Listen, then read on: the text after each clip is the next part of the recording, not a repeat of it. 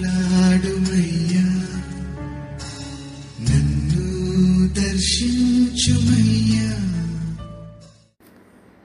మన ప్రభువైన రక్షకుడైన యేసుక్రీస్తు పరిశుద్ధ నామములో మీ అందరికీ శుభములు తెలియచేయుచున్నాను. మీరందరూ క్షేమంగా ఉన్నారని ఆశిస్తూ ఉన్నాను. ఈరోజు బలపరిచే వాక్యము ఆదికాండము 39వ అధ్యాయం 23వ వచనము.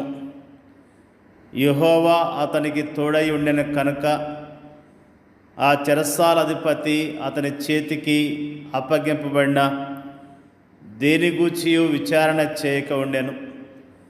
అతడు చేయనది యావత్తు యెహోవా సఫలమగునట్లు చేసెను.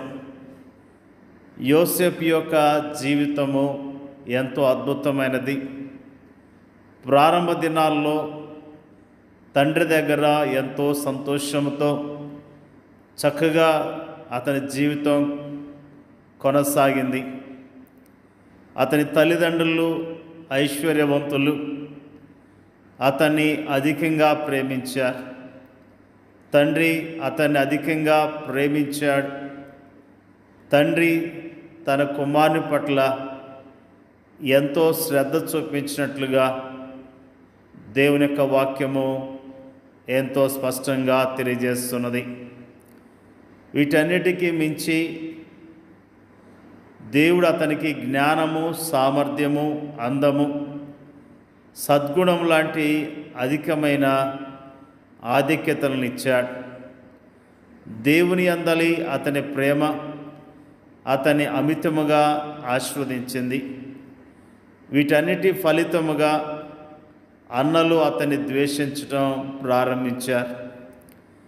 అక్కడే అతనికి కష్టాలు ప్రారంభమయ్యాయి.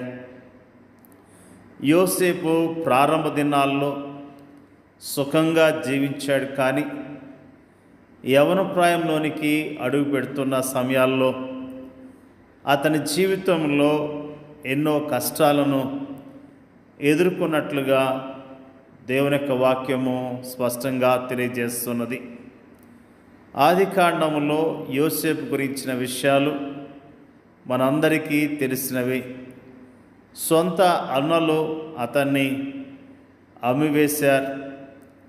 అతన్ని బాగా మాటలతో బాధ పెట్టారు. అతని గురించి మరి చాలా చెడుగా చెప్పుకున్నారు. అంతేకాకుండా అతన్ని అమ్మివేసినప్పుడు అతడు యోసేపు ఐగుప్తులో బానిసగా మరొక వ్యక్తికి అమ్మివేయబడ్డాడు. అతని జీవితంలో అనుకోకుండా వచ్చిన పరిస్థితులు అతన్ని ఎంతగానో కృంగదీసినాయి. మరి ఐగుప్తు దేశంలో అతడు ఒంటరిగా ఉన్నప్పటికీ యోసేపు దేవుని ఆశ్రయించి దేవుని మీద ఆశ పెట్టుకొని జీవించినట్లుగా దేవుని యొక్క వాక్యము ఎంతో స్పష్టంగా తెలియజేస్తున్నది. ప్రతి విషయములో దేవుని సహాయాన్ని పొందుకుంటూ వచ్చాడు. దేవుని యొక్క కాపుదలను పొందుకున్నాడు. దేవుడిచ్చే ఆదరణ పొందుకున్నాడు. పరాయి దేశములో, పరాయి ప్రాంతంలో, తన వారంటూ ఎవరూ లేని ప్రదేశంలో అతనికి ఏకైక స్నేహితుడు దేవుడే అన్న విషయాన్ని మనం జ్ఞాపకం చేసుకుంటూ ఉన్నాం. నిజంగా యోసేపు ఆ యొక్క ఐగుప్తులో పని చేస్తూ ఉన్నప్పుడు అతని జీవితంలో ఎంతగానో వృద్ధి చెందినట్లుగా, క్రమక్రమముగా అతడు దీవించబడ్డట్లుగా దేవుని యొక్క వాక్యము తెలియజేస్తున్నది. ఊహించని రీతిగా ఆ ఇంటి యజమానురాల ద్వారా పెద్ద సమస్య ఎదుర్కోవాల్సి వచ్చింది. పాపానికి దూరముగా పారిపోవటం ద్వారా యజమానుడి యొక్క భార్య పగబట్టి అతని గురించి చెడుగా చెప్పి చెరసాల్లో వేయించినట్లుగా దేవుని యొక్క వాక్యము తెలియజేస్తున్నది. ఆ చెరసాల్లో ఉన్నప్పుడు దేవుడు అతనికి తోడుగా ఉన్నట్లుగా మనం జ్ఞాపకం చేసుకుంటున్నాం. అయితే యెహోవా యోసేపునకు తోడై ఉండి అతని యందు కనికెరపడి అతని మీద ఆ చెరసాల యొక్క అధిపతికి కటాక్షం కొన్నట్లు చేసెను. చెరసాల అధిపతి ఆ చెరసాల్లో ఉన్న ఖైదీలందరినీ యోసేపు చేతికి అప్పగించెను.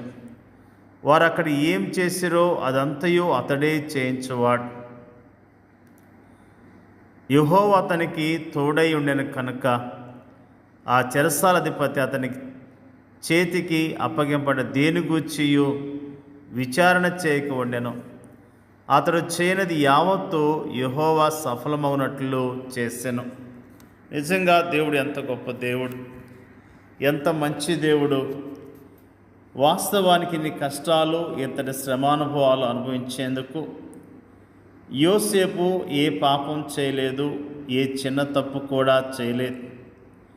అయినప్పటికీ అతడు తన శ్రేష్టమైన యవ్వన కాలాన్ని కష్టాల్లోనూ, శ్రమల్లోనూ, నిందల్లోనూ, అవమానాలను గడపవలసి వచ్చింది. అది ఆనాటి యోసేపు పరిస్థితి. ఆనాటి సామాజిక పరిస్థితికి అతని జీవితం అద్దం పడుతుంది.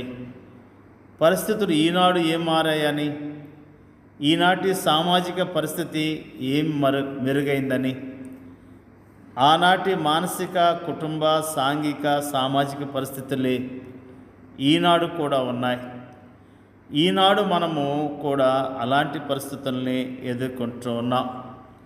యెహోవా అతనికి తోడై ఉండెను అనే మాటను గమనించాలి.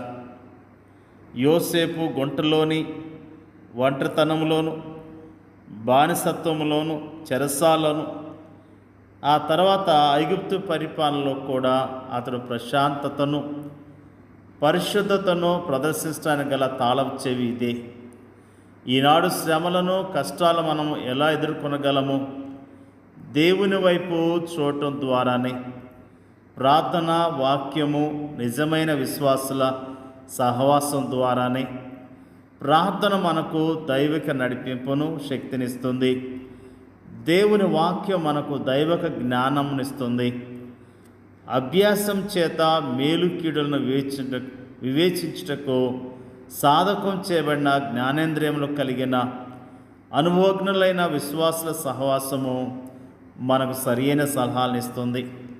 ప్రేమైన దేవుని బిడ్డలారా, యోసేపు జీవితం ద్వారా దేవుడు మనకు అనేకమైన పాఠాలను నేర్పిస్తూ ఉన్నాడు.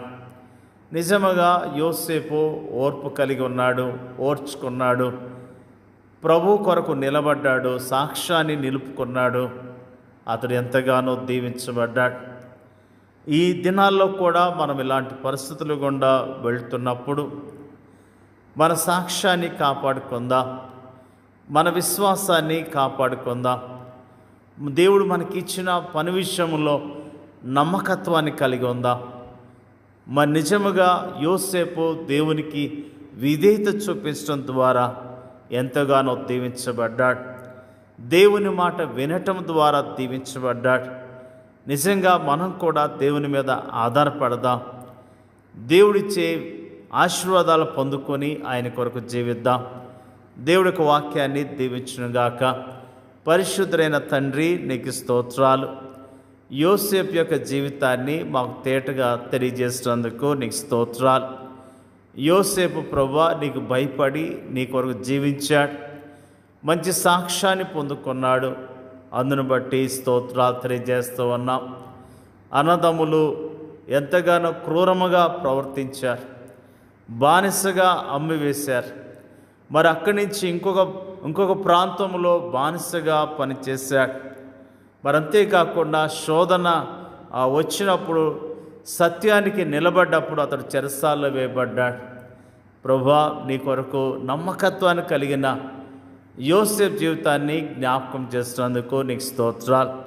మేము నీ ప్రజలముగా నమ్మకత్వం కలిగి యోగ్యముగా నీ కొరకు జీవించడానికి మీరే సహాయం చేయండి అయ్యా. స్తోత్రాలు అయ్యా. శ్రమల్లో ఉన్నవారిని జ్ఞాపకం చేసుకోండి, నిందలు అవమానాల్లో ఉన్నవారిని జ్ఞాపకం చేసుకొని మీరు ఆదరించండి అయ్యా. ప్రార్థన చేయించున్నాం. ఎలాంటి శ్రమలు కష్టాలు వచ్చినా ప్రభు మాకు తోడై ఉన్నాడనే ధైర్యం కలిగి విశ్వాసంతో జీవించడానికి నీ కృపను మెండుగా దయచేయమని యేసుక్రీస్తు నామంలో అడుగుచున్నాం తండ్రి. ఆమేన్.